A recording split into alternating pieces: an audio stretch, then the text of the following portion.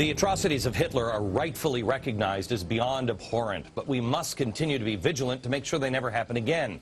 We must never forget. But we also must never stop learning. Here's another story of genocide that for some reason history has erased. Growing deep within the roots of socialism is a brutal and dismissive view of human life. The essence of Marx is simply that the universe is run by these cold, material, impersonal forces, and that over time we are going to see us move from the feudal, through the capitalist, to the socialist, to the communist stage. Along the way, a lot of people are going to get killed, and Marx was completely fine with this. In Nazi Germany, these groups were of course defined by ethnicity, like the Jews, for example, and in the Soviet Union they defined them by social origin. But the idea was the same. Communist chief and dictator of 160 million Russians. Today, most have forgotten the scale of the Soviet atrocities, particularly what may have been their most horrific. It began long before Hitler's horror was revealed. Popular uprising had become a problem in the Ukraine. Their spirit of individualism threatened the grand design of Moscow. Stalin decided to take steps and correct the problem. The objective was to put the Ukrainians on their knees. Stalin forced peasants to give up their farms under the banner of collectivization. And it is the peasants who are the army of nationalism. So what do? You got to crush them.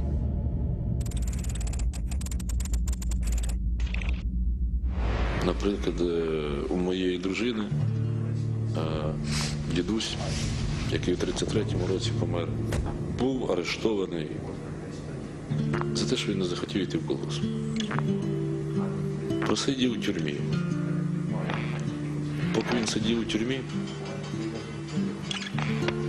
його дружину змусили, щоб вона написала документ про розлучення. Бо в тебе дід приходить з тюрми, у його нема дружини, вона відлучена. Немає можливості зустрітися з дітьми, в його нема хати, в його нема землі, в його нема нічого. Це таких історій мільйони. Stalin took everything, their independence, their livelihoods, and even their food, plunging the Ukraine into famine. And while the people were starving, it wasn't because the food wasn't growing. Grain production was skyrocketing. Instead of giving the grain to starving people, the Soviets exported it to fund their centrally planned industrialization. How the Soviets dealt with the hunger was inhuman. Она заходит. А кто у вас здесь помер? Давай. Там до одной, значит, женщина сама лежит, опухшая, понимаю. Да, говорит, давай ее сейчас заберем. Что она все равно помрет завтра, за ней еще ехать нужно будет сегодня. Она просит, что да я же еще живу, я жить хочу, я... Скинули з вода. Як стануть за мною закопувати, то я мала не ходила на кладбище, а люди такі вже дорослі ходили. Казали, земля ворушилася, як закриють цю землю. The forced famine that resulted was so horrific, the situation so desperate, that there were even widespread reports of cannibalism. I was once with a group of people going to one part of Ukraine, and I said, is there some older lady that could tell me something about what happened?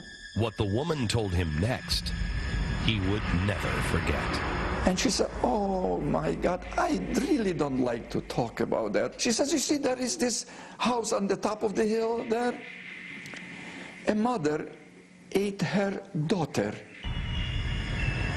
She was already insane, because people usually reach the level of insanity. And then she committed suicide.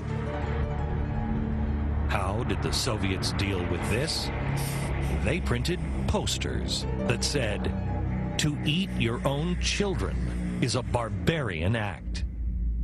This period is known as the Holodomor. roughly translated as murder by hunger. І помирати від голоду не було дуже рідким явищем там, в 19-му, повторюю, і 20-му столітті. Але є дві різниці. Смерть від голоду і вбивство голоду. These intentional policies resulted in murder as efficient as has ever been seen in human history. You find that whole families actually die out, like 8 members in the family.